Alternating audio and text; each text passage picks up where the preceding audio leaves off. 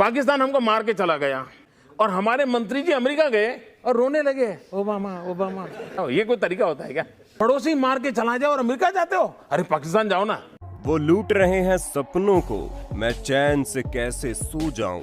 वो बेच रहे हैं भारत को, खामोश मैं कैसे हो जाऊं। ये लाइन हमारे भारत के माननीय प्रधानमंत्री नरेंद्र मोदी जी के लिए है, जो इन दिनों अपने पावर का बखूबी इस्तेमाल कर रहे हैं। और नौबत ऐसी आ गई कि अमेरिका, पाकिस्तान जैसे देश उनके आगे घुटने टेक रहे हैं। अब आप सोच रहे होंगे कि आखिर ऐसा क्या चमत्कार कर दिया भारत के इस शेर ने। तो आपको बता दें, इन दिनों गेहूं निर्यात से जूझ रहे कई सारे देश मोदी के आगे अपने घुटने टेक चुके हैं। और तो और कई देशों ने तो उन्हें ये तक कह दिया है कि उन्हें गेहूं भीख में दे दिया जाए अगर मोदी जी पैसों से नहीं देना चाहते तो। अब आप सोचिए मोदी जी ने कितना बड़ा कारनामा कर दिया है। लेकिन ऐसा कैसे संभव हुआ, तो चलिए जानते हैं आखिर ऐसा क्या हुआ जो मोदी जी के आगे लोगों ने गेहूं तक की भीख मांगनी शुरू कर दी है। दोस्तों, सबसे पहले हम आपको इस इंसिडेंट के बारे में याद दिलाते हैं जो साल 1991 में हुआ। दरअसल 1991 में भारत के आर्थिक हालात आज के श्रीलंका की तरह थे। भारत भी दिवालिया होने की कगार पर था। उस समय चंद्रशेखर केयरटेकर प्रधानमंत्री थे। उनकी अनुमति से भारत सरकार ने 47 टन सोना विदेश में गिरवी रखकर कर्ज चुकाया था। पूर्व प्रधानमंत्री चंद्रशेखर राजनीति के अलावा अपने सामाजिक सरोकारों और राजनीतिक लेखन के लिए जाने जाते हैं। नवंबर 1990 से जून 1991 तक 7 महीनों के लिए वे देश के प्रधानमंत्री रहे। आपातकाल के दौरान कांग्रेस में रहते हुए भी उनको गिरफ्तार कर लिया गया था। जब चंद्रशेखर प्रधानमंत्री बने तब देश की आर्थिक स्थिति बेहद खराब थी। पूर्व प्रधानमंत्री राजीव गांधी की हत्या हो चुकी थी। राजनीतिक हालात भी अस्थिर थे। भारत की अर्थव्यवस्था भुगतान संकट में फंसी हुई थी। इसी समय रिजर्व बैंक ने सोना गिरवी रख कर्ज लेने का फैसला किया। उस समय के गंभीर हालात का अंदाजा इसी से लगाया जा सकता है कि देश का विदेशी मुद्रा भंडार 1.1 अरब डॉलर ही रह गया था। इतनी रकम 3 हफ्तों के आयात के लिए भी पूरी नहीं थी। और आज मोदी सरकार के अंडर में एक देश नहीं बल्कि कई सारे देश भारत से रिक्वेस्ट कर रहे हैं कि मोदी जी गेहूं निर्यात पर से बैन हटा दो, और इसमें हमारा पड़ोसी मुल्क पाकिस्तान भी शामिल है। बेशक उसका नाम सामने नहीं आया, लेकिन पीठ पीछे वो भी इस परिस्थिति से गुजर रहा है।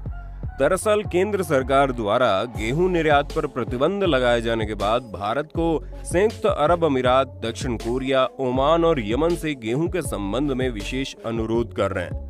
यूएई समेत कई देशों ने हमारे राजदूत के जरिए गेहूं निर्यात पर प्रतिबंध के संबंध में चिंता जताई है। दक्षिण कोरिया, ओमान और यमन की सरकारों की तरफ से भी गेहूं के लिए अनुरोध आए हैं। हालांकि बांग्लादेश या नेपाल से गेहूं के लिए कोई अनुरोध नहीं आया। बांग्लादेश भारत के कुल गेहूं निर्यात का आधा हिस्सा लेता है। रूस यूक्रेन युद्ध के कारण विश्व बाजारों में गेहूं की कमी की वजह से इस साल भारत से होने वाले निर्यात की मांग में इजाफा देखा गया। निर्यात के लिए गेहूं का प्रवाह रोकने का ये फैसला 2022-23 सीजन के 1.95 करोड़ टन के संशोधित लक्ष्य तक पहुंचने के वास्ते खरीद के संघर्ष के बाद आया। ये लक्ष्य 4.44 करोड़ टन के मूल खरीद अनुमान से लगभग 56% कम था। खरीद में इसीलिए गिरावट आई क्योंकि किसानों ने अच्छे दामों की चाह में अपना गेहूं निजी व्यापारियों को बेच दिया, जो राज्य द्वारा निर्धारित 2015 रुपए प्रति क्विंटल के एमएसपी से अधिक था। लेकिन सबसे अहम और जरूरी बात यह है कि अंतर्राष्ट्रीय मुद्रा कोष यानी IMF भीख मांग रहा है। जी हाँ, आपने सही सुना, IMF भारत के सामने भीख मांग रहा है, वो भी गेहूं के लिए, कि मोदी जी थोड़ा सा गेहूं पैसों से ना सही तो भीख समझ कर दे दो। वैसे ये भी बहुत रोचक बात है, और ये वही IMF है जिसने मनमोहन सिंह के राज में भारत की आर्थिक संप्रभुता को गिरवी रख दिया था। पर ऐसा हो क्यों रहा है? ऐसा क्या हुआ कि IMF भारत के आगे करबद्ध खड़ा है? और आखिर IMF क्यों दुनिया का पेट भरने के लिए भारत से भीख मांग रहा है? ये वास्तव में एक महत्वपूर्ण अवसर है कि IMF विश्व व्यापार संगठन और पूरी पश्चिमी दुनिया भारत की ओर मुड़ रही है। अब न सिर्फ वो भारत को विश्व गुरु मानने लगे हैं, बल्कि गेहूं अनुपलब्धता के वैश्विक संकट से उन्हें बाहर निकालने की गुहार लगा रहे हैं। IMF इस वक्त घुटनों पर है और अब भारत से गेहूं निर्यात को फिर से शुरू करने के लिए भीख मांग रहे हैं। हालांकि नई दिल्ली इस पर अडिग है। वर्तमान प्रशासन के लिए बड़े देशों से विश्व गुरु के प्रमाण की तुलना में अपने देश की भलाई और जरूरत अधिक महत्वपूर्ण होती है। देश में खाद्य सुरक्षा सुनिश्चित करने के लिए भारत द्वारा गेहूं के निर्यात पर प्रतिबंध लगाने के बाद पश्चिमी दुनिया लगातार रो रही है। दावोस में विश्व आर्थिक मंच के मौके पर IMF प्रमुख क्रिस्टलाना जॉर्जीवा ने भारत से गेहूं के निर्यात पर प्रतिबंध पर पुनर्विचार करने की गुहार लगाई।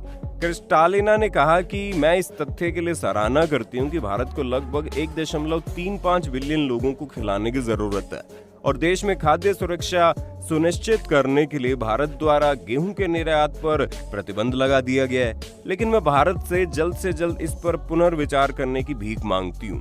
हम इस वैश्विक संकट से निपटने के लिए कम सुसज्जित हैं। सहानुभूति कार्ड खेलते हुए IMF प्रमुख ने यह भी कहा कि गेहूं उन क्षेत्रों में से एक है जहां यूक्रेन और रूस युद्ध से प्रभावित हुए। इसलिए इस संकट की समाप्ति इस बात पर निर्भर करती है कि भारत कितना निर्यात कर सकता है और उसके इस प्रतिबंध का महत्वपूर्ण प्रभाव हो सकता है, खासकर यदि निर्यात मिस्र या लेबनान जैसे सबसे गंभीर रूप से प्रभावित देशों को है, जहां हम न केवल भूख का जोखिम देखते हैं बल्कि सामाजिक अशांति और वैश्विक स्थिरता पर प्रभाव का जोखिम देखते हैं। लेकिन अब जब IMF भारत से गेहूं की मांग कर रहा है तो पाकिस्तान अब IMF से गेहूं लेने की बात कर रहा है, यानी वो भारत के सामने सीधे तो नहीं आ सकता, तो IMF के जरिए वो गेहूं लेने की सोच रहा है। ऐसे में मोदी जी भी अपने बात पर अटे हुए हैं, पर हमें तो लगता नहीं कि इन्हें गेहूं देने वाले हैं। खैर जो भी हो, आपको एक और इंसिडेंट याद दिला दें कि कुछ समय पहले जब गेहूं की काफी ज्यादा भारत में किल्लत हो गई थी, तब इन्होंने अमेरिका से गेहूं लेने की मांग की थी, वो भी अच्छे खासे पैसे देकर। उनसे कोई उधार नहीं लिया गया था। तब उन्होंने सुअरों को खाने वाला गेहूं भारत को दिया था। अब आप सोच सकते हैं वो समझ रहे होंगे कि भारत कितना गिरा हुआ देश है, लेकिन उसकी सोच अब उस पर ही भारी हो चुकी है। वैसे मोदी जी के लिए 1 लाइक तो बनता है, क्योंकि वो लोगों को सही राह दिखा रहे हैं। हालांकि सबसे अहम और आखिरी बात, पिछले 1 दशक के दौरान किसानों की आत्महत्या के हजारों मामले सामने आए हैं। अधिकतर किसानों ने कीटनाशक पीकर तो कुछ ने फांसी लगाकर अपनी जान दे दी। किसानों पर सबसे अधिक मार बेमौसम बारिश और सूखे से पड़ती है और कई बार दाम गिरने से भी इनकी कमाई पर असर पड़ता है। तो दोस्तों, आपको क्या लगता है, मोदी जी का ये फैसला सही है या गलत? अगर देखा जाए तो ये सही है, क्योंकि साल 1991 में भारत को गेहूं की काफी किल्लत हुई थी। तब किसी देश ने भारत की आर्थिक सहायता नहीं की थी। पर अब जब भारत अपना पलटवार कर रहा है तो मोदी जी को इस फैसले पर अटल रहना चाहिए, ताकि और देशों को भी पता चले कि भारत शान से जीता है। भले ही यहाँ के लोग अमीर ना हो, लेकिन किसानों से भारत बनता है और इसी को भारत कहते हैं।